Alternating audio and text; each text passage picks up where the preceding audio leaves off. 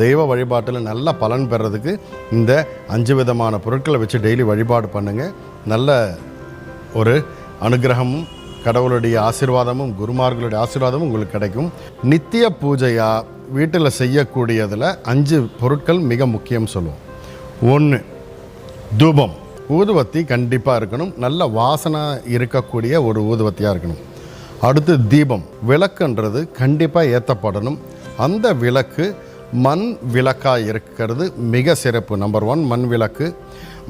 கல்லில் விளக்கு கிடச்சா ரொம்ப சிறப்பு.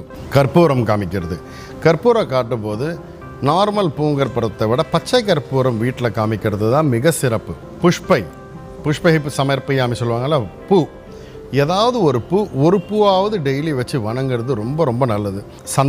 சந்தனம் கண்டிப்பாக ஒரு பூஜை இருக்கணும். நிவேதனம்ன்றது ரொம்ப முக்கியம். ஏதாவது சாப்பிட கடவுளுக்கு கொடுக்கணும்.